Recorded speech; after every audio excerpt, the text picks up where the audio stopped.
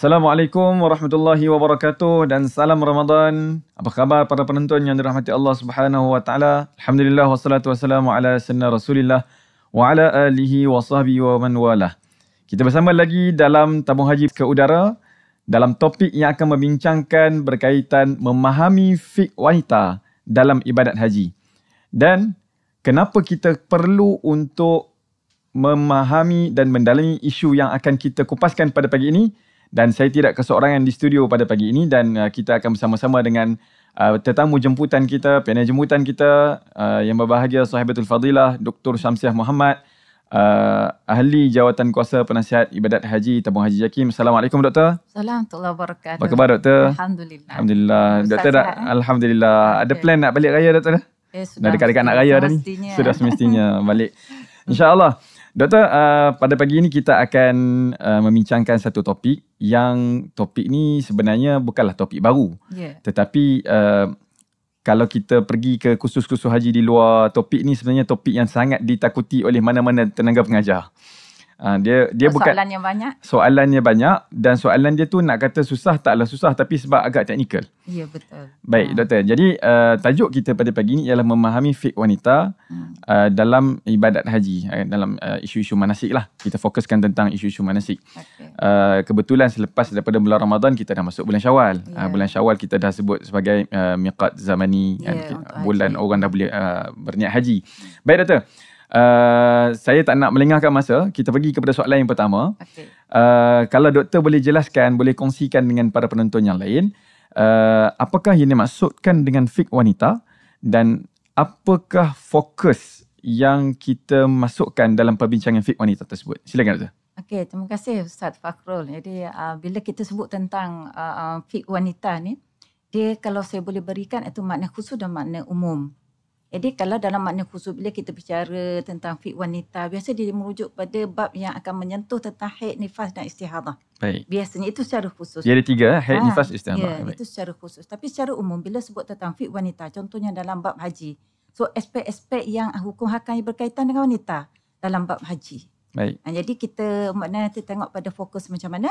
So hari ini kita bukan nak fokus kepada dalam bentuk yang makna yang khusus, tapi apa yang berkaitan dengan fiqh wanita dalam bab haji. Baik. Jadi yang disebutkan tentang fiqh wanita dalam ibadat haji ni commonnya adalah haid lah kan. Jadi dia bukanlah isu dalam ibadat haji saja kalau haid ni. Jadi dia dalam solat pun dia, dalam puasa pun dia. Dan isu fiqh wanita ni kalau boleh tu kita nasihat jugalah orang dekat luar sana tu, bukan orang perempuan je kena tahu. Betul. Kan? Sebab orang perempuan pun akan berumah tangga, orang lelaki pun akan berumah tangga. Jadi orang lelaki ni dia kena tahu juga sebab dia ada tanggungjawab. Ya, dia ada tanggungjawab dia. Baik doktor. Bila kita fokuskan tentang isu permasalahan fiqh wanita seputar isu-isu haid, ataupun orang kita panggil datang bulan, ataupun ada sebahagiannya kata apa, bendera merah, kan? Cuti Malaysia. Cuti Malaysia kan, ataupun ABC. Sebahagian ibadat meletakkan syarat sah ibadat tu sebagai mestilah suci daripada hadas kecil dan hadas besar. Betul. Kita kecilkan skop dalam isu pelaksanaan manasik ataupun pelaksanaan ibadat haji ni. So kita fokuskan kepada jemaah haji. Mungkin doktor boleh jelaskan kepada kita apa yang boleh, apa dan apa yang tak boleh, do's and don'ts bagi jemaah haji wanita khususnya ketika mana mereka berada dalam keadaan haid ini. Okey. Jadi sesuatu yang kita perlu ingat bahawa jemaah kita insya-Allah bakal haji ni akan pergi tidak lama lagi, kalau tidak salah ingatan saya lah Ustaz, KT pertama 9 Mei. Insya-Allah insya-Allah. Jadi bagi yang KT 1 ni dia akan ke Madinah dahulu. Betul. Tapi kita nak fokus yang kita kata dia akan pergi ke Mekah. Betul. Ke Madinah, miqat dia adalah Bir Ali. Baik. Dan kalau Mekah tu kalau dia direct ke Mekah ke di berniat sebelum melepasi qaunul manazil. Jadi isunya adalah boleh tak kalau dia kat Malaysia ni dia dah berada dalam keadaan haid, tak suci. Boleh tak dia berniat? Adakah memang wajib ke sunat ke atau boleh tak dia tangguh? Jadi suatu perlu yang jemaah kita perlu faham bahawa sememangnya kita kata dia nak pergi itu dengan tujuan untuk menunaikan ibadat haji. Sudah ada iradah untuk menunaikan haji. Jadi dia boleh berniat ihram. Inilah satu-satunya ibadat yang kita kata walaupun wanita itu berada dalam keadaan haid, dia boleh berniat ihram. Walaupun dia berada dalam keadaan haid. Ya. Jadi bila dia kita kata inilah satu-satunya ibadat yang kita kata tu yang Allah syariatkan, dia permudahkan kepada wanita yang memang secara fitrahnya Allah berikan dia adalah satu masa dia akan alami kita kata apa haid tersebut. Jadi selain daripada dia perlu berniat, dia juga apa yang dia boleh buat lagi.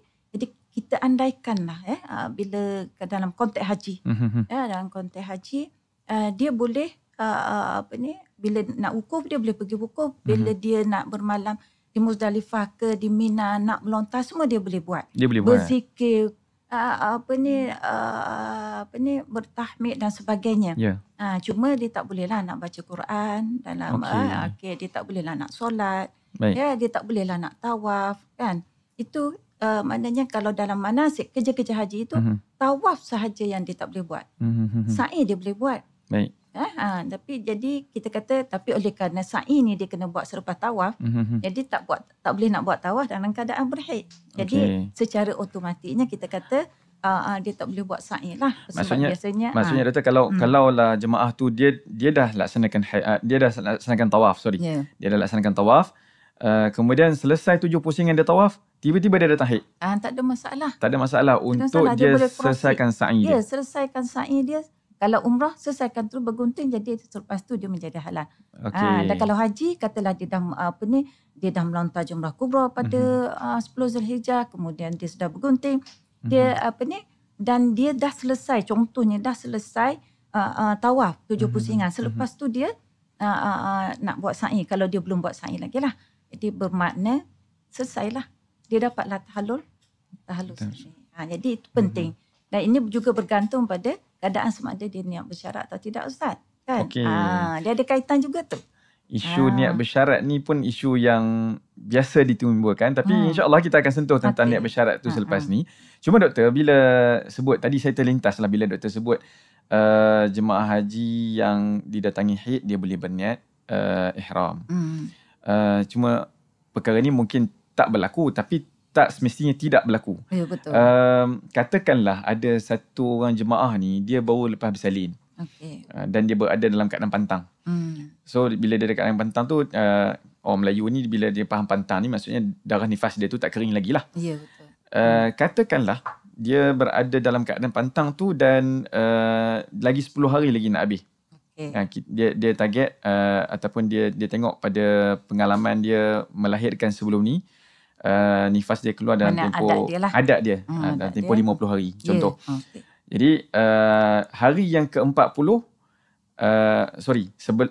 masa dia dah dalam keadaan dia nak bersalin tu, dia dapat tawaran contohnya. Kemudian dia tak nak menolak ni, dia tak nak menolak.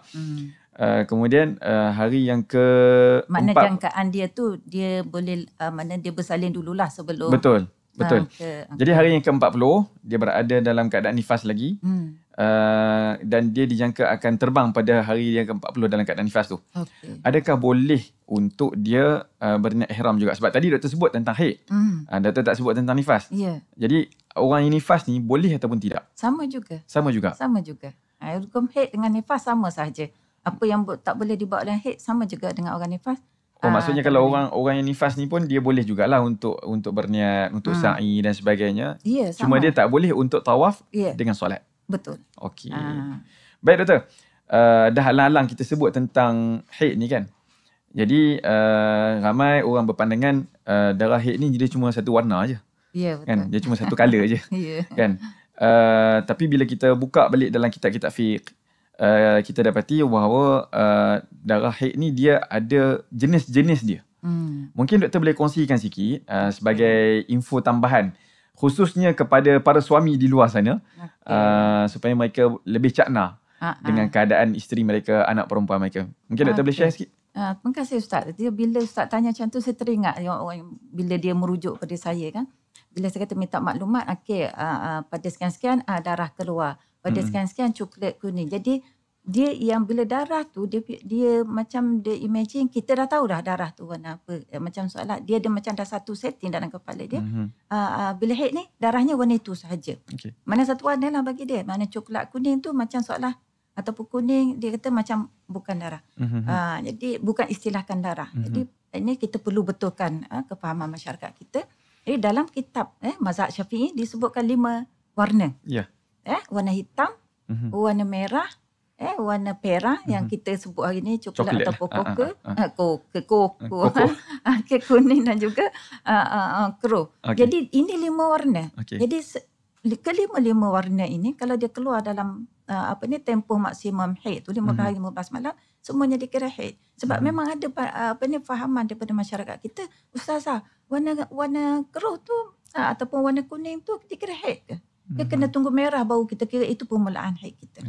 Ada fahaman-fahaman seperti itu yang perlu kita betul. Jadi adakah dia mesti kena mula dengan warna hitam dulu? Tidak semestinya. Tidak semestinya. Mungkin dia boleh jadi warna keruh dulu. Mungkin kuning dulu. Mungkin merah dulu. Jadi dia boleh datang ikut apa yang Allah takdirkan. Itu semua daripada Allah SWT. Baik doktor. Perbincangan kita banyak lagi isu-isu yang menarik yang saya nak minta doktor kupaskan. Tapi kita akan beri laluan dahulu kepada iklan dan kita akan kembali pula selepas ini insya-Allah. Istimewa untuk pendeposit tabung haji. Tabung haji memperkenalkan TH Khairat. TH Khairat adalah pelan perlindungan takaful asas sekiranya berlaku kematian atau hilang upaya kekal dan menyeluruh. Dengan langganan tahunan serendah RM28, anda akan dapat manfaat berjumlah RM12,000. TH Khairat bukan sahaja memberikan bantuan kewangan kepada yang tersayang, anda juga turut menikmati manfaat sekiranya anda memilih untuk berinfak. Tunggu apa lagi? Daftar TH Khairat sekarang di Tijari. Tahniah, kini anda dilindungi. TH Khairat, perlindungan untuk diri dan tersayang. Alhamdulillah, kembali semula kita dalam tabung haji ke udara. Bersama-sama dengan kita di studio pada pagi ini ialah Dr. Syamsiah Muhammad, Ahli Jawatankuasa Penasihat Ibadat Haji Tabung Haji JAKIM. Baik doktor, kita sambung pada perbincangan kita. Untuk segmen yang kedua ini, ada beberapa soalan yang mungkin perkara ini selalu ditimbulkan.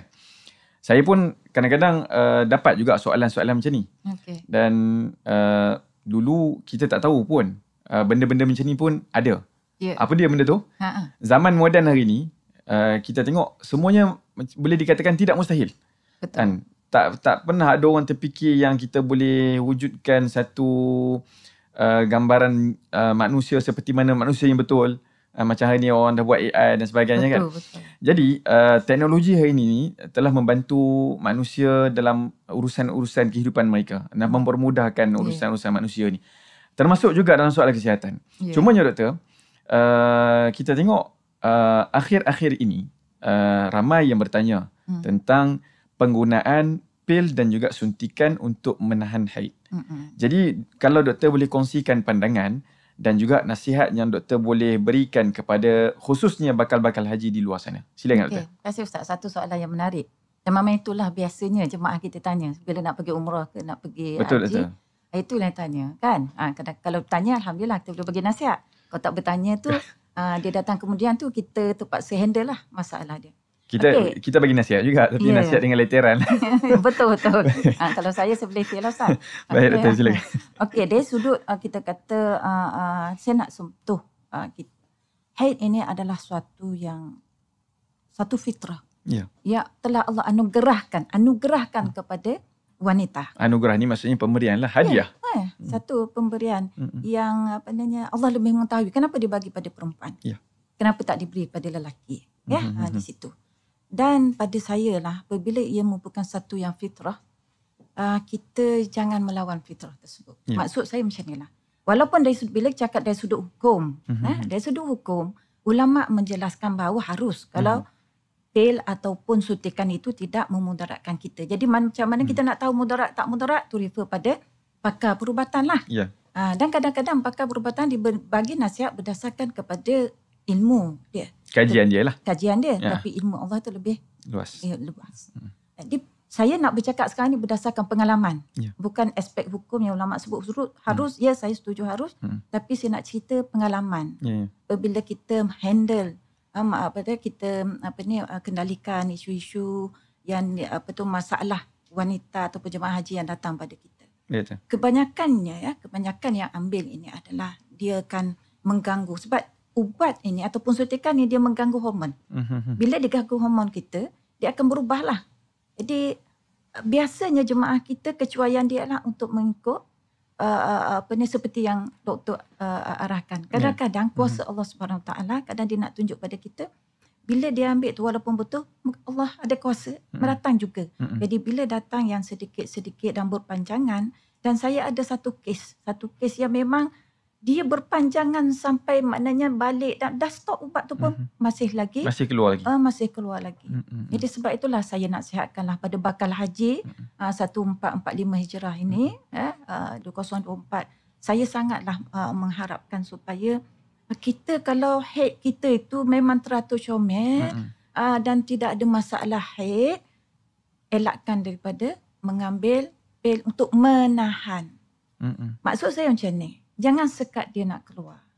Tapi kalau andai katalah ada keperluan, dia biasanya haid dia panjang, bagi dia keluar dulu, kemudian kita ambil di pertengahan untuk kita kata keringkan dia cepat.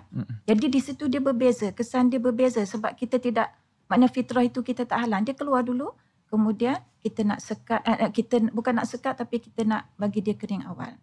Itu lebih baik. Begitu juga pada mereka yang ada masalah period yang tak regular, yang kita kata haru biru. Jadi dia kadang-kadang bila dia ambil, dia ada keperluan untuk ambil pil ini kerana nak mengatur haid supaya mempermudahkan ibadah. Dia situasi dia orang ini berbeza dengan situasi orang yang normal. Okey. Jadi sebab itulah kita sebenarnya bila kita nak pergi haji ni, kita kena ingat bahawa di sana tempat yang berkat. Kenapa tidak kita meminta daripada Allah Subhanahu Wa Taala yang menjadikan haid itu yang Allah yang menentukan kita keluar haid pada sekian-sekian. Kenapa kita tidak minta kepada yang Maha Berkuasa yang menciptakan kita, yang menciptakan darah haid itu supaya ya Allah ya Tuhanku pemudahkan urusanku supaya haid ini tidak keluar pada masa saya nak tunaikan, pemudahkan ibadah tawafku supaya aku dapat tunaikan ibadah haji dengan sempurna. Cantik pesanan tu. Jadi kenapa kita tak nak? Betul kita kena berusaha Ustaz dengan ubat, tapi oleh kerana kita lihat realiti hari ini, ubat itu lebih membawa mudarat pada saya, tidak menyelesaikan masalah. Tapi kalau kita bergantung pada Allah Subhanahu Wa Taala dan kita yakin doa kita berkat di bulan puasa ni, kita doa banyak-banyak dan seterusnya di sana, insya-Allah saya yakin. Dan memang bila saya tanya ada beberapa orang yang juga bercerita pengalaman mereka, alhamdulillah. Sebab di sinilah letaknya keimanan kita kepada Allah Subhanahu Wa Taala. Allah yang menjadikannya, kita mintalah daripada yang menciptakannya. Sebab Allah yang berkuasa memberhentikannya dan bukan ubat tersebut sebenarnya. Betul. Satu nasihat yang cantik, dan saya rasa perkara ini perlu highlightkan kepada bakal-bakal haji khususnya. Betul. Dan masyarakat awam yang lain. Bukan sekadar pada pelaksanaan manasik, bahkan dalam setiap kehidupan kita, kebergantungan kita itu kepada Allah Subhanahu Wa Taala, itu yang pertama. Dan kita tidak menafikan usaha kita sebagai seorang hamba, yang mana Allah Ta'ala bagi kita pilihan untuk kita melakukan ikhtiar di dalam kehidupan kita. Cumanya doktor, saya nak sebutkan kat sini, takut penonton-penonton kita salah faham. Bila doktor sebut tadi, doktor kata pada saya ubat itu lebih memberi mudarat dan kita meletakkan pergantungan kita kepada Allah Ta'ala. Bukanlah doktor bermaksud kita nak menafikan usaha-usaha yang lain. Kita boleh berusaha seperti saya sebut tadi. Maknanya bagi yang ada masalah haid, dan cara kita tu, sebab saya pernah berbicara dengan doktor juga, sebab dia macam ni, bila kita sekat daripada awal tu dia boleh mengganggu. Boleh mengganggu. Tapi kalau kita kata okey, biar dia keluar dulu sebahagiannya, kemudian baru kita ambil ubat untuk keringkan dia cepat, supaya dia cepat kering. Mana kita tidak menghalang. Sebab mudarat ni, maksud saya mudarat dari aspek dia berlanjutan. Jadi itu kita harus biru untuk buat ibadat, nak tawaf, bersalah semua. Jadi pada saya kita perlu fikir banyak. Kita boleh bertanya pada pengalaman orang yang ambil pil, adakah ianya berjaya atau tidak. Tapi setakat yang saya ketahui lah Ustaz, ramai yang bermasalah. Dan saya banyak handle kes yang dia asalnya cantik, haidnya bila makan ubat tu kesannya sangat besar dalam kehidupan dia. Betul. Dia akan bagi implikasi yang lain sebenarnya. Selain daripada haidnya yang berpanjangan, dia akan mendatangkan stres kepada jemaah dan itu akan kacau bilau lagi hormon dia tu. Dia istilah betulnya Ustaz, kita tak boleh nak kata haid berpanjangan. Mana darah tu keluar berpanjangan. Ya, darah tu keluar berpanjangan. Baik Doktor. Itu berkaitan dengan pengambilan pil ataupun suntikan untuk menahan haid. Dan nasihat yang cantik yang doktor berikan kepada jemaah-jemaah kita di luar sana. Cumanya doktor, menyebutkan tentang isu haid ini juga. Ada satu lagi perkara yang selalu diutarakan, yang selalu ditanya, bukan sahaja kepada guru-guru agama, bahkan di tabung haji juga banyak mendapat soalan-soalan yang sebegitu, iaitu berkaitan dengan niat bersyarat. Okey doktor. Niat bersyarat ni kita faham lah. Kalau dia nak pergi buat umrah, kita tahu tempoh masa dia tu pendek. Cumanya kalau dia nak pergi buat haji dan dia kata, saya pergi kursus hari tu, ustaz ni cakap boleh niat bersyarat, ustazah ni cakap boleh niat bersyarat. So, mungkin doktor boleh jelaskan situasi yang manakah niat bersyarat itu dibolehkan, dibenarkan, serta bagaimana perbezaan pelaksanaannya itu semasa musim haji dan juga umrah. Okey. Dia bila kita sebut niat bersyarat ni Ustaz, dia suatu yang jemaah haji kita kena faham betul-betul. Saya nak tekankan niat bersyarat untuk haji. Yang biasanya kita 8 Zulhijjah, semua jemaah haji kita akan kumpul mereka untuk naik bas, dan sebelum tu dia akan sama ada dalam bangunan. Biasanya dalam bangunan lah, sebelum melangkah beratur naik bas tu kita dah minta dia orang berniat haji, bagi buat haji tamattu' lah. Kalau ifrad tu sama ada daripada Bir Ali ataupun daripada sebelum Malaysia. Biasanya Qanun Manazil lah, sebab tak praktikal nak pergi ke Madinah. Kalau buat ifrad biasanya dia pergi lewat sikit. Okey, jadi berbalik pada niat bersyarat haji ni. Kenapa kita tidak galakkan dalam satu resolusi muzakarah haji, saya lupa Ustaz tahun bila, tapi disebut tu sangat tidak menggalakkan. Kenapa kita tak galakkan? Nak pergi haji ni suatu yang sukar. Nak tunggu giliran kita Ustaz lama. Perbelanjaannya mahal. Jadi bayangkan kalau kita niat bersyarat dan tiba-tiba kita menjadi halal sedangkan kita belum siap lagi kerja-kerja haji. Jadi luput haji kita. Baik. Jadi sebenarnya apabila kita buat keputusan bukan kerana suka-suka Ustaz. Kadang-kadang mungkin kita kenapa? Hadis mengatakan boleh. Orang semua pandai-pandai Ustaz. Kalah kita. Kadang kita tak boleh nak kita tak sempat bagi dalil, dia dah bagi dalil lah. Ya, dia dah bagi dalil. Kita memang kalah lah kalau dia keyboard warrior, kita bukan keyboard warrior lagilah kita tak boleh ni. Tapi nak ceritanya di sini, kenapa pihak tabung haji ni dia mengurus jemaah haji. Dia ada pengalaman dia. Jadi dari sudut pengurusan, kenapa berdasarkan pada kita kata dah lama dah tabung haji mengurus jemaah haji ni, berbagai-bagai kita kata masalah yang telah dilalui. Jadi bila kita membuat keputusan, Jawatankuasa Penasihat Ibadah Haji membuat keputusan, bukanlah kerana kita kata nak lawan sunnah ataupun tak nak ikut sunnah dan sebagainya. Sebab kita tengok realiti yang berlaku, wakil yang berlaku. Jadi kalau berlaku macam tu, jemaah haji akan marah pada tabung haji. Dia akan marah kepada semua-semua yang pakai jaket macam Ustaz ni. Sebab apa? Kenapa tak nasihat mereka? Kenapa tak bagaimana? Jadi jemaah haji kena faham.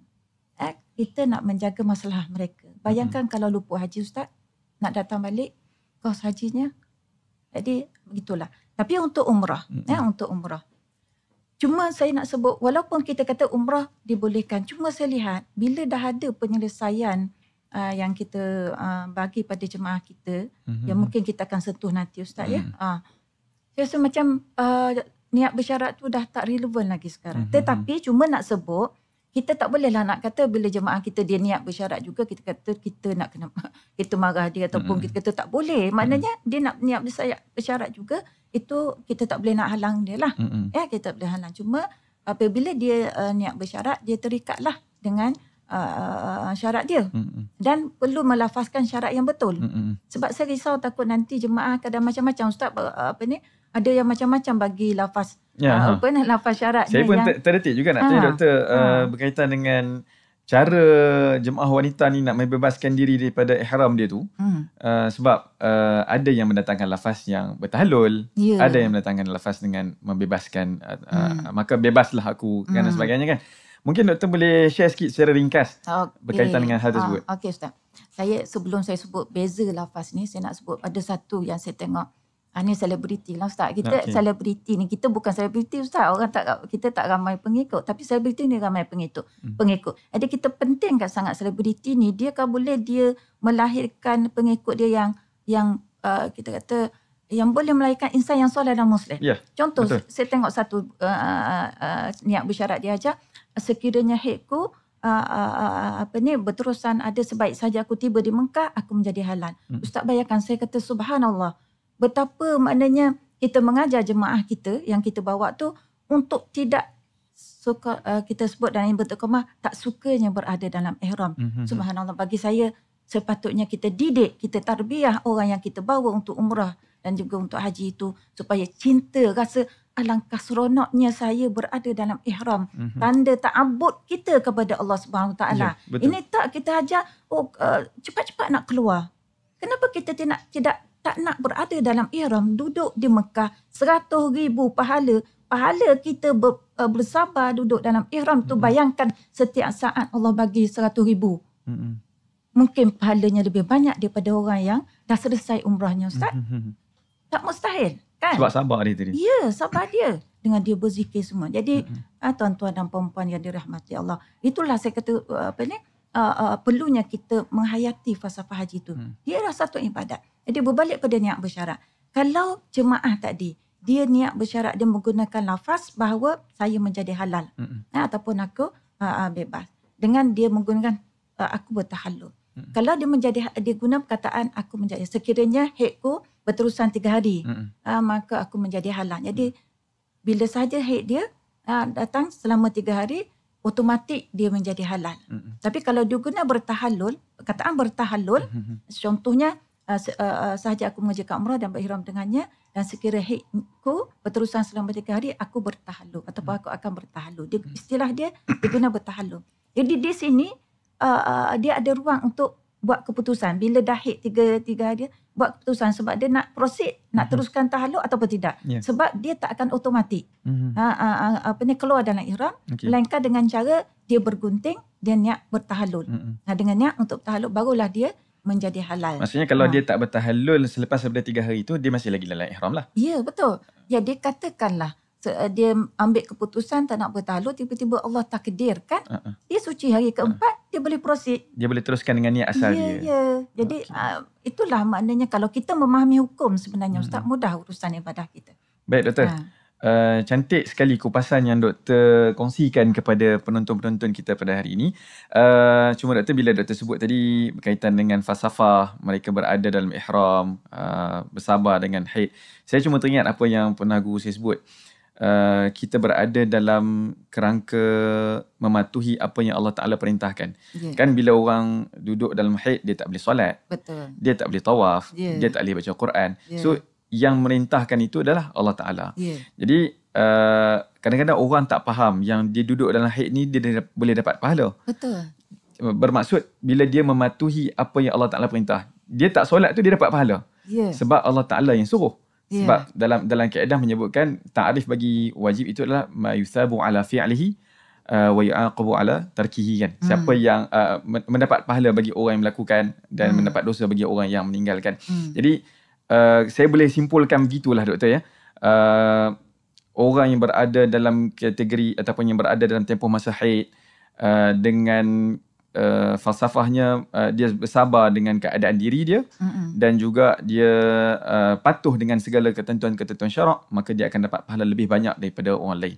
Ya, tak mustahil. Tak mustahil insya-Allah. Sebab di sana 1,000. Ingat je, di Mekah tu 1,000. Dan juga pahala orang yang bersabar ni Allah Ta'ala lipat gandakan bighairi hisab. Betul. Bighairi hisab. Baik doktor. Kita ada lagi soalan-soalan yang lain yang kita nak tanyakan kepada doktor. Cuma doktor, kita akan beri laluan kepada iklan dan kita akan kembali semula selepas ini. Wish, panasnya. Berapa suhu hari ni ya?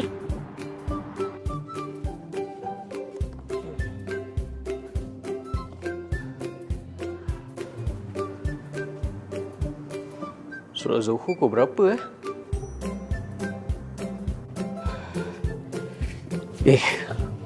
nak buat haji ni. Apa rukun dan wajib haji Oh, kejap. Hari tu ada pegawai tabung haji bagi tahu ada apps untuk jemaah. Okey, TH Hujaj. Dalam ni ada semua maklumat lengkap untuk jemaah haji. Ada waktu solat, suhu semasa, nota kursus. Bagus aplikasi TH Hujaj ni. Sangat membantu.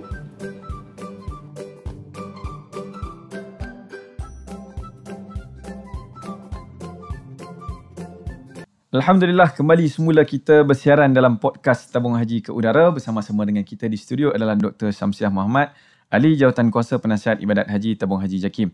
Dan kita membincangkan pada pagi ini topik berkaitan memahami fiqh wanita dalam manasik haji. Jadi doktor, kita teruskan kepada perbincangan kita. Saya rasa perbincangan pagi ini makin menarik dan rancak. Satu situasi saya nak bagi dekat doktor. Semasa saya bertugas beberapa tahun sebelum ni dan sebagainya, ada jemaah haji yang dijadualkan pulang awal. 2018 saya bertugas di Maktab. Kemudian kita dapat terimalah permohonan daripada jemaah haji. Dia dijadualkan pulang awal. Dia bertanya, macam mana Ustaz, kami ni nak kena pulang awal tapi saya tak selesai lagi saya punya tawaf haji saya. Dan saya pula tak boleh solat sekarang ni. Bila sebut tak boleh solat, kita faham lah. Dia dalam keadaan haid. Apa nasihat doktor bagi jemaah-jemaah haji yang sedang dan akan mengalami situasi ini nanti? Okey. Terima kasih Ustaz. Ini antara perkara yang biasa berlaku lah dalam kalangan jemaah haji kita. Jadi untuk jemaah haji yang berada dalam situasi bila dah jadual penerbangan dah sampai masa menedah dekat, tiba-tiba masih lagi dalam keadaan berhaid, tak bolehlah nak buat tawaf. Yang lain dah selesai semua. Semua dah selesai, tawaf saja. Dan mungkin dengan juga sa'i belum selesai lah. Kalau sa'i belum dibuat lah. Kalau haji tamatuk ni confirm memang biasanya lah kita kata sa'i selepas tawaf lah. Okay. Jadi dalam situasi ini dia ada beberapa kita kata pilihan selain daripada meminta penangguhan tu dari sudut kita kata pengurusan haji lah. Ini dari sudut hukum ya. Dari sudut hukum saya nak sentuh dari sudut hukum. Katakanlah dari sudut penerbangan tak boleh nak ubah ataupun dia sendiri tak boleh nak balik lewat. Dia majikan tak benarkan. Cutinya hanya setakat itu sahaja yang diluluskan. Dan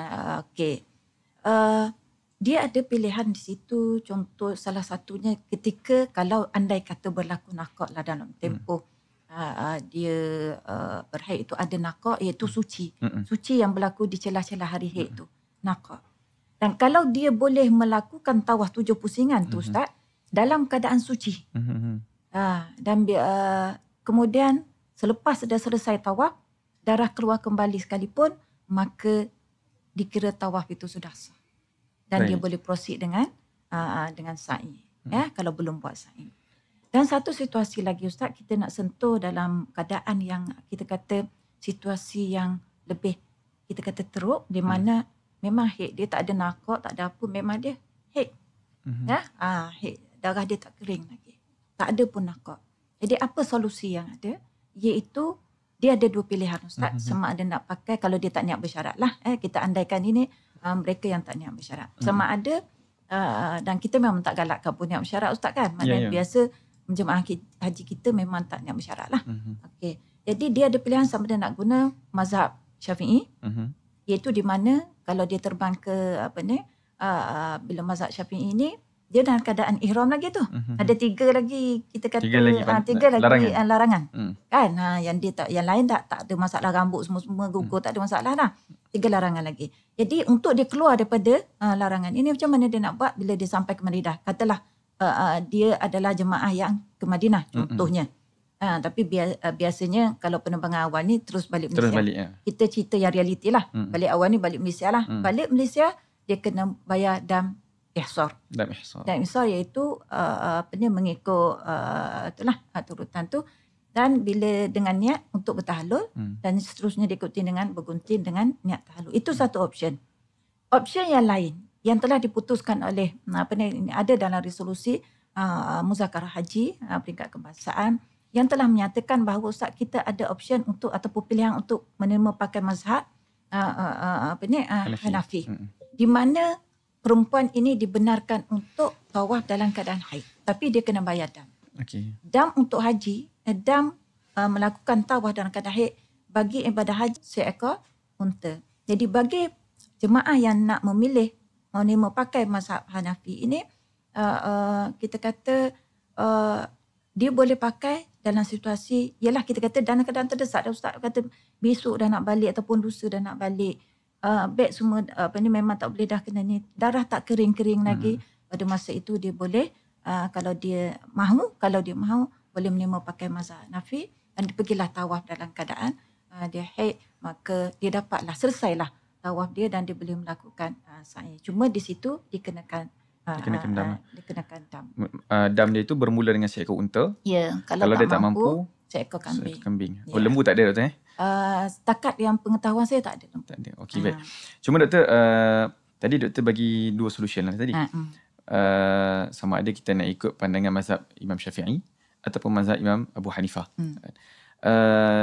Kalaulah dia memilih untuk mengambil pandangan mazhab Syafi'i, dia melaksanakan dam ihsar, adakah haji dia tu sempurna, maksudnya dia dapat haji dia, ataupun dia kena datang semula dan menyelesaikan tawaf ifadah dia? Ya, hajinya belum sempurna lagi sebab tawaf ni belum selesai. Jadi dia kena datang balik. Dia kena datang balik dan selesaikan. Pada bila-bila masa pun? Pada bila-bila masa. Sepanjang hayat dia lah? Ya, jadi dalam masalah ni saya nasihatkan jemaah haji cuba buat perbandingan kos antara pakai mazhab Hanafi dengan mazhab Syafi'i. Kalau nak ambil kira dari sudut kos lah. Cuma pandangan peribadi saya pernah pengalaman 2019 kalau tak salah saya, ada jemaah haji yang memang dia haid. Dia tanya pandangan, dia merujuk lah kes dia pada masa tu. Saya nyatakan, saya bagi nasihat pada dia, ini option yang ada, pilihan yang ada. Tetapi dari sudut kos, cuba fikir, manakala dia sudah berada di Mekah sekarang, memang betul seekor unta. Tetapi kos untuk kalau dia ambil mazhab Syafi'i, dia balik Malaysia, dia nak datang balik Ustaz dengan semua, kosnya lebih mahal. Kalau kita nak fikir dari aspek kos lah, mana lebih mahal berbanding dengan kita pakai mazhab Hanafi. Mungkin dia rasa tidak selesa sebab dalam haid tak selesa nak buat ibadah, dia nak pilih mazhab Syafi'i, kita tak ada halangan. Kita bagi sahaja pilihan.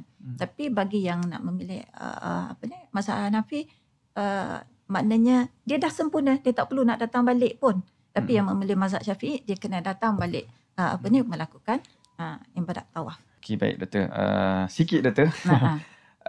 Kalaulah dia buat dengan kaedah sebegitu, selepas dia sa'i, dia tak perlu bergunting dah lah kan? Tak perlu. Sebab dia dah tahalul ihsar sebelum tu. Jadi selepas daripada dia sa'i, dia boleh teruskan dengan pelaksanaan ibadah umrah dia. Dia perlu tawaf umrah dia pergi Tanaim semua sebab dia dah selesai lah ibadat dia tu. Baik. Sebab dia dah kira menyelesaikan ibadah haji. Baik doktor. Satu perkara berkaitan dengan naqaq tadi. Bila doktor sebut pandangan yang membolehkan jemaah haji tawaf ketika mana ada sela masa antara tempoh haid dia tu dia kering.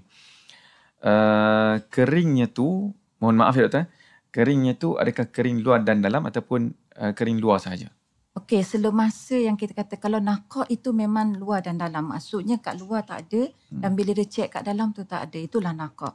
Tapi kalau dia kat luar tak ada tapi dalam ada, itu kita panggil fatrah dalam terminologi ataupun istilah dalam bab darah wanita ini ataupun fi wanita adalah merujuk kepada situasi darah tak ada kat luar tapi kat dalam masih ada. Itu fatrahnya.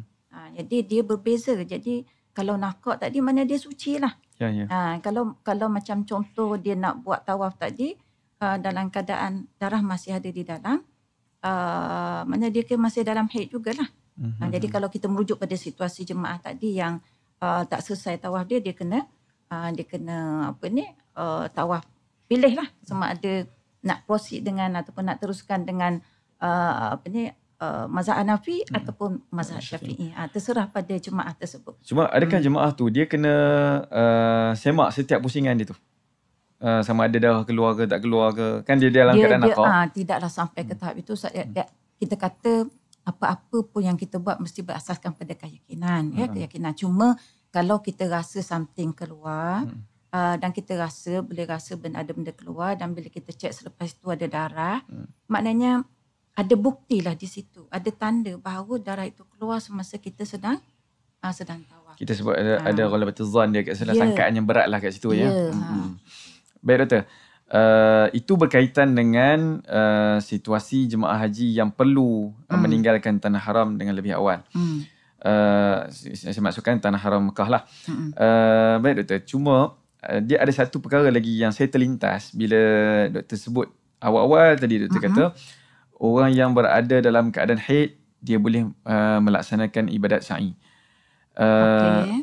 Kalau kita tengok tempat mas'ah tu, dia berada dalam bangunan Masjidil Haram. Kita faham orang yang berada dalam keadaan haid tak boleh duduk dalam masjid. Jadi macam mana dia nak melaksanakan ibadat sa'i dia tadi tu? Jadi katakanlah dia selepas dia buat tawaf Ustaz, dia rasa penat, dia balik hotel, tiba-tiba haid keluar. Dia tak buat lagi sa'i, kan? Tawaf dah selesai. Jadi boleh tak dia nak pergi buat sa'i dalam keadaan dia berhaid? Dibolehkan, sebab syarat suci hanya berada dalam keadaan suci daripada hadas besar, hadas kecil dan najis adalah untuk tawaf sahaja. Sebagaimana kita solat, kita kena suci daripada hadas besar, hadas kecil dan juga maknanya daripada najis, mandi badan kita atau tempat kita buat ibadat tu. Begitulah juga dalam tawaf. Tapi sa'i kita tidak dikenakan syarat tersebut. Jadi tak ada masalah lah. Dia boleh meneruskan sa'i dia walaupun dalam keadaan dia berhaid. Maksudnya mas'ah tu dia bukan dalam kawasan masjid lah. Ya, mas'ah bukan kawasan masjid. Walaupun dia dibina bersekali dengan bangunan masjid. Ya, sebab dia berada di luar daripada masjid. Ramai juga yang salah faham tu doktor. Dia ingat bila sebut dalam bumbung masjid, maksudnya dalam kawasan masjid lah tu. Jadi dia sebenarnya bukan dikira sebahagian daripada Masjidil Haram. Dia dikira sebahagian. Bukan sebahagian. Okey, baik. Cuma doktor, macam tadi doktor sebutlah, kita tak sempat bagi dalil, jemaah-jemaah kita bagi dalil dulu. Kan? Tahun lepas semasa saya mengendalikan jemaah-jemaah haji di Madinah, kita berpesan kepada jemaah-jemaah haji, memasuki Raudah bukanlah satu syarat yang wajib kepada jemaah-jemaah haji. Kalau boleh masuk, Alhamdulillah. Tambah pula sekarang kita tengok macam mana ketetapan daripada kerajaan Arab Saudi, nak masuk kena ada tasrih dan sebagainya. Ada yang membantah apa yang kami ucapkan. Dia kata sebab alasan kita bagi wanita yang haid tak boleh masuk masjid. Dan kita menjelaskan yang Raudah Al-Musharrafah itu berada dalam keadaan dalam kawasan masjid. Ya, betul. Jadi dia tak boleh masuk. Cuma dia kata, Ustaz, bukankah sekarang ni ada pandangan yang baru? Dia kata wanita yang haid boleh masuk ke masjid asalkan tidak mengotori masjid. Boleh doktor bagi komentar? Okey. Dia itulah dunia hari ini yang bila teknologi sekarang ni, ilmu di hujung jari lah. Betul. Sama ada kita salah ambil ilmu tu, apply kan, ilmu boleh dicapai. Kadang orang di luar sana orang awam lebih bijak daripada kita. Dia macam ni lah. Dalam kita nak menerima pakai kepelbagaian pandangan. Hatta kita kata dalam mazhab Syafi'i sendiri pun Ustaz, ada pandangan yang asah, ada yang muqabil asah, ada azhar, ada muqabil azhar dan sebagainya. Jadi macam mana kita nak, kita kata, berinteraksi dengan kepelbagaian pandangan ini? Okey, dari sudut yang mengatakan haram orang haid ini, orang yang orang berjunub dan juga orang haid, mana berada dalam hadas besar ni, masuk ke masjid adalah pandangan jumhur. Boleh buka dalam kitab mazhab Syafi'i, boleh buka dalam kata mazhab Hanafi, Maliki, Syafi'i dan Hambali. Keempat-empat mazhab betul? Keempat-empat mazhab. Cuma adalah nanti sebahagian daripada pandangan-pandangan yang dia ada pandangan kedua juga. Yang kita kata yang penting pandangan jumhur mengatakan haram. Mereka berdasarkan pada ayat Quran yang menyentuh tentang kita kata sebahagian utamanya tentang orang sukara yang dalam mabuk. Auzubillahi minasyaitonirrajim. Ya ayyuhallazina amanu la taqrabus shalah wa antum sukara hatta ta'lamu ma taqulun wala junuban illa abiri sabilin Hatta taghtasilu. Jadi kita part yang kedua tu. Illa junuban. Illa abiri sabilin. Siapa abiri sabil? Nak melintas saja. Yang nak melintas saja. Hatta taghtasilu. Sehinggalah mereka mandi. Masa kamu mandi. Jadi maksudnya di sini ialah, jadi itu hujah jumhur. Jadi itu jelas. Pada saya jelas. Dan juga hadis-hadis lain yang maknanya yang menyokong pandangan jumhur. Sementara pandangan kedua yang mengatakan orang yang berhaid ini kalau dia boleh jaga, tidak mengotorkan masjid, dia boleh masuk, adalah pandangan yang pada saya bukan pandangan majoriti. Jadi dalam kita nak pandangan mana nak ambil? Pandangan jumhur ke pandangan yang yang kedua? Jadi pada pandangan saya setelah meneliti hujah-hujah yang antara dua pihak, dia ada kaedah. Jadi dia ada kaedah kita nak terima pakai mana pandangan, mana satu pandangan, iaitu kita mentarjihkan. Dan kita tahu sebab apa kita tarjih pandangan kedua. Kenapa kita tarjih pandangan pertama? Dan kalau kita lihat, ini adalah pandangan jumhur dan hujah mereka lebih kuat berbanding dengan hujah yang kedua. Jadi kita sebagai orang awam dalam nak memilih, nak memakai pelbagai pandangan ini perlu merujuk kepada mereka yang pakar. Jadi bila keputusan kita dah sebut bahawa perempuan dalam slide pernikah kita pun, dalam kursus intensif pun kita sebut, maka dalam fatwa-fatwa pun telah disebut bahawa perempuan mengikut mazhab Syafi'i yang berhaid, perempuan berhaid yang mengikut mazhab Syafi'i tak boleh masuk, tak boleh duduk. Kita kan nak pergi, kita berhaid nak pergi duduk dalam masjid tu buat apa sebenarnya? Kita tak boleh nak buat ibadah pun. Kalau sekadar nak tengok Kaabah, Ustaz, pergilah ke Mas'ah. Naik atas bukit dekat sofa tu, boleh nampaklah Kaabah. Kalau itu tujuannya. Orang yang tidak, orang yang tidak suci ini, dia masuk masjid pun dia dalam keadaan berhaid. Dia tak boleh buat ibadah solat, tak boleh berjemaah dengan imam pun tak boleh pun. Jadi kenapa kita tak beri ruang kepada mereka yang nak solat? Jadi kita satulah nak masuk tu, satulah sempit, lepas tu kita pula nak menyebutkan. Jadi kita fikir dari aspek tu saja, Ustaz, selain daripada aspek hukum. Jadi sebab tu saya kata dalam masalah ini kita jangan bermudah-mudah. Kadang-kadang bila kita tahu pandangan yang banyak ni, kita nak ambil yang mudah-mudah untuk kepentingan diri kita. Sebenarnya kalau katalah orang awam tanya, kata kenapa bila ada keputusan resolusi muzakarah haji ni ambil mazhab lain lah, ambil pandangan kedua lah, dia boleh pula, kenapa kami tak boleh? Apa privilege-nya? Apa privilege-nya? Kenapa kami tak boleh? Kami dah tahu pandangan. Dia sebenarnya dia ada kaedah dia. Dan jawatan kuasa penasihat ibadah haji, bila nak buat keputusan itu, kita buat kajian, kita buat perbincangan, kita mesyuarat, dan semua itu adalah berdasarkan pada syura di kalangan ahli mesyuarat. Dan kita bukan ambil keputusan untuk kita kata bermudah-mudah dalam urusan agama, tapi kita mengambil kira waqi'. Ada timbang tara lah maslahah dia.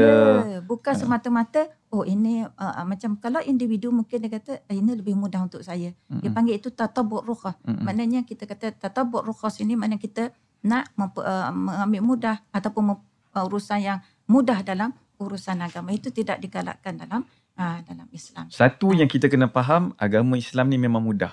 Ya, betul. Sebab Nabi SAW sebut, inna dina yusrun. Agama Islam ni memang mudah. Cuma kesilapan kita adalah memudah-mudahkan ajaran Islam itu sendiri. Baik, Doktor. Tadi Doktor ada sebut tentang resolusi muzakarah. Saya tak nak sentuh lagi yang tu. Cuma saya nak patah balik sikit berkaitan dengan masuk ke masjid. Tadi saya lihat kebimbangan ini tak berlaku sangat. Mungkin di Mekah tak berlaku sangat. Jemaah-jemaah yang pergi ke Madinah yang selalunya akan merasakan rugi, resah, tak dapat masuk ke Raudah, nak berdoa, nak tengok makam Nabi dan sebagainya. Cumanya saya teringatlah apabila kita dah putuskan mengikut pandangan jumhur, jemaah wanita tak boleh masuk ke masjid. Saya cuma nak sampaikan harapnya bertepatan lah dengan maksud yang pernah diungkapkan. Saya terima ungkapan ini pun daripada sahabat dan juga guru saya yang menyebutkan kam min qaribin ba'id wa kam min ba'idin qarib. Berapa ramai yang dekat tetapi sebenarnya jauh. Tetapi berapa ramai yang jauh tapi sebenarnya dekat. Maksudnya yang lebih penting adalah dekatnya hati kita dengan baginda Nabi SAW. Walaupun kita tak berada dalam Rawdah, walaupun kita tak melihat, tak berada dekat dengan maqam Nabi SAW, tetapi dekatnya hati kita dengan baginda Nabi SAW itu lebih penting, lebih patut untuk kita utamakan. Ya Doktor. Jadi saya nak minta Doktor mungkin boleh kongsikan sikit berkaitan dengan resolusi muzakarah haji peringkat kebangsaan berkaitan dengan isu wanita haid ini. Sebab kalau kita tengok ada beberapa keputusan resolusi yang berbeza-beza. Tahun ini bagi tahu kata kena tunggu waktu sekian-sekian untuk kita melaksanakan tawaf. Ada yang latest katakan tak perlu tunggu sampai 24 jam. Boleh kalau kata kering dah boleh untuk tunaikan tawaf. Mungkin Doktor boleh kongsikan sikit perbezaan yang wujud dan kenapa ia wujud. Okey. Dia ada 3 peringkat keputusan. Dia berkaitan dengan nakak ini. Peringkat pertama dulu keputusannya bila berlaku nakak kena tunggu 24 jam. Betul. Kalau nakak itu 24 jam, suci, makna suci, masa sahlah tawaf. Peringkat kedua. Selepas itu kita kata tidak mensyaratkan nakak, tapi hanya boleh dilaksanakan ketika keadaan terdesak sahaja. Dan yang terkini dalam muzakarah haji peringkat kebangsaan yang ke-40 yang baru lagi yang tahun lepas 2023 diputuskan bahawa apabila jemaah haji ini mengalami nakak, tak perlu nak tunggu 24 jam, tak tunggu pada waktu desak, asalkan suci sahaja, dia mandi wajib, dia pergilah tawaf, asalkan 7 pusingan itu dapat dilaksanakan dalam keadaan suci. Walaupun selepas itu keluar darah kembali, mana selepas selesai lah, jangan semasa selepas selesai, maka ketika itu sahlah tawaf dia. Jadi Ustaz sedikit saya nak tambahkan, ada jemaah tanya, Ustazah, bila selepas pada saat ini baru tengok darah keluar, ataupun selepas tawaf tu pergi toilet, tengok ada darah keluar, macam mana Ustazah, sah tak tawaf tadi? Jadi di sinilah kita berpegang pada keyakinan, kita kata dia tak ada bukti, tak ada rasa keluar dan sebagainya, tengok bila dah selesai tawaf, tengok ada darah, macam mana, sah tak tawaf tadi? Sama dalam bab puasa, kita kata kalau tidak ada bukti apa-apa, mana dia tak rasa suatu keluar semasa tawaf, tapi bila pergi ke tandas selepas selesai tawaf tersebut, dia dapati ada darah, di situ kita gunakan al-aslu fi kulli hadisin takdiruhu bi aqrabi zamanin. Suatu benda yang baru berlaku, kita sandarkan masa yang terdekat. Dan itulah kita tengoknya bila pada waktu itu. Itu selepas apa? Selepas daripada tawaf. Dia sama dalam bab puasa Ustaz. Dia bab puasa macam tu, tengok selepas azan maghrib, tengok ada darah. Jadi sandarkan pada kaedah tersebut sebab tak ada bukti. Lain kalau ada bukti, maka sahlah tawaf. Kita ihtimal selepas azan tu lah keluarnya. Selepas tawaf tu juga lah keluarnya. Selepas tawaf itulah. Sebab dia tengok yang yakinnya pada ketika itu. Maksudnya kembali kepada sangkaan yang berat tadi itulah. Sepanjang dia tawaf tu tidak ada tanda-tanda. Dia tidak ada tanda-tanda, dan yang yakinnya dia lihat pada selepas tawaf tersebut. Baik Doktor. Jadi 3 keputusan yang berbeza-beza, dan yang terkini kita menggunakan pakai ialah jemaah tak perlu menunggu sehingga 24 jam dan tak perlu menunggu kepada waktu terdesak untuk dia melaksanakan tawafnya, dan dia boleh terus melaksanakan ibadat tawaf sebaik saja tempoh nakak itu berlaku. Cuma je Doktor, kalaulah katakanlah jemaah ni dia nakak. Ustaz, sebelum Ustaz sambung soalan lain, boleh tak saya nak tambah sikit? Ya, silakan. Sebab takut jemaah fikir kita ni kenapa pandai suka-suka je buat keputusan ni. Ikut apa ni, nak buat macam ni, buat macam ni. Sebenarnya kita ada manhaj kita. Kenapa kita berubah? Kenapa daripada dulu sampai sekarang ni kita kata tak perlu 24 jam dan tak perlu tunggu masa terdesak? Sebab keputusan kita adalah mengikut kepada wakil semasa, situasi semasa. Selepas COVID, saya perhatikan Ustaz, ni pengalaman bertugas. 2015 kita bebas nak pergi. Mudah nak pergi masjid semua-semua. Pada start daripada 2022, saya pergi lepas COVID, banyak sekatan sana sini. Dan kadang-kadang kita nak masuk ke dalam masjid itu boleh, ini pengalaman saya Ustaz, 1 pusingan masjid Ustaz baru boleh masuk. Dah macam tawaf. Ya, saya rasa lebih daripada 7 pusingan kalau kat bawah tu. Ini pengalaman betul yang saya alami. Jadi bila kita tengok wakil tersebut, bayangkan Ustaz kalau kita suruh pakai keputusan lama tu, tak tengok pada wakil yang berlaku. bila dia datang balik, kita kata, kena pergi buat tawaf balik. Bayangkan Ustaz, itulah kesukaran yang akan dihadapi oleh jemaah kita. Jadi kita mengambil wakil semua. Dan kita dalam membuat perubahan hukum ini adalah berdasarkan pada kita buat kajian dari masa ke semasa. Dan perubahan ijtihad ini adalah suatu yang biasa. Satu yang biasa. Mana kita melihat kepada situasi sekarang perlukan kepada keputusan sebegini. Jadi masyarakat dia kena faham. Kita beralih, kadang kita pakai mazhab lain. Semua ada kaedah yang kita guna. Bukan suka-suka sahaja tukar hukum. Dia ada kaedah. Sebab tu orang ramai, dia bila melibatkan pandangan lain saya sebut tadi, kenapa berubah-ubah ni? Pakai merujuk kepada mereka yang berautoriti. Semua ada nak pakai. Jadi yang penting kita faham dalam mazhab Syafi'i kita pakai qaul yang muktamad setelah diputuskan, tapi apabila kita kata melibatkan ibadah haji, dia ada situasi yang tersendiri. Yang biasanya di situ ada masyaqqah yang kita kata syadid, masyaqqah yang yang teruk. Jadi situlah kita akan mengambil pandangan-pandangan yang boleh memudahkan urusan ibadah jemaah haji kita. Itu beza fiqh dengan fatwa ya, betul? Yang mana fatwa ni dia boleh lebih bersifat fleksibel, mengikut keadaan latar tempat, masa dan juga masyarakat ketika itu. Betul. Jadi jangan risau, jangan risau. Segala penyelesaian insya-Allah akan diselesaikan oleh